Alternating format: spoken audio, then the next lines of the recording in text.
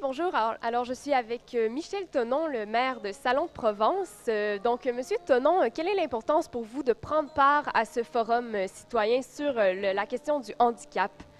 Écoutez, c'est plus qu'une prise, c'est plus qu'une participation, c'est une vraie volonté d'imposer ce forum comme un moment important, à la fois, comme je l'ai dit tout à l'heure, l'occasion de faire un peu le bilan des 10 dernières années en matière de politique et de handicap, et puis de créer les conditions d'un moment convivial, convivialité n'excluant pas sérieux dans les thématiques qui ont été abordées, et puis l'occasion de mettre à l'honneur toutes les associations qui œuvrent au quotidien sur le handicap, et puis parler aussi d'avenir, de projets, et aussi, et j'y tiens surtout, créer les conditions d'une rencontre parce que c'est en parlant des sujets, en parlant du handicap que l'on permet justement que ce débat ait lieu dans la société et que finalement on découvre que l'autre, celui qui est porteur d'un handicap, n'est pas si différent de nous. Et ça, c'est vraiment le message essentiel.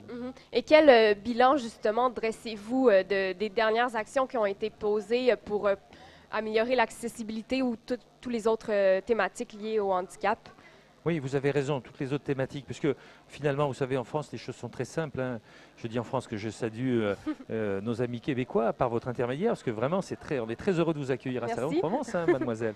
Simplement dire qu'effectivement, il y a un cadre législatif qui est la loi de 2005, donc en définitive, l'alternative pour une collectivité, ça peut être simplement de respecter la loi.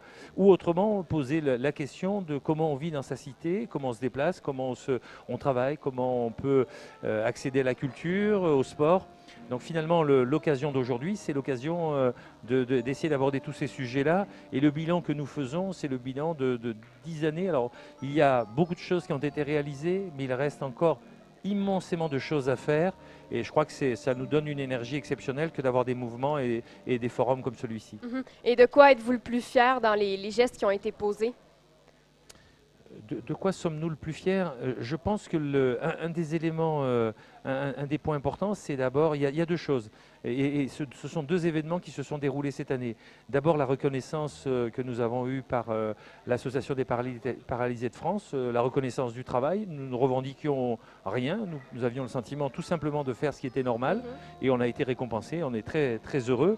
Et puis, c'est surtout la maison du handicap que nous avons réalisée cette année, qui a été inaugurée, où là, on y retrouve finalement l'ensemble des associations qui œuvrent sur le champ du handicap, handicap moteur, mais handicap psychologique aussi. Et finalement, pour nous, c'est certainement là où on peut accéder le plus largement possible à destination de toutes les prestations que met en œuvre la ville, mais aussi le tissu associatif. Et puis, qu'est-ce qui reste à mettre en place de plus urgent?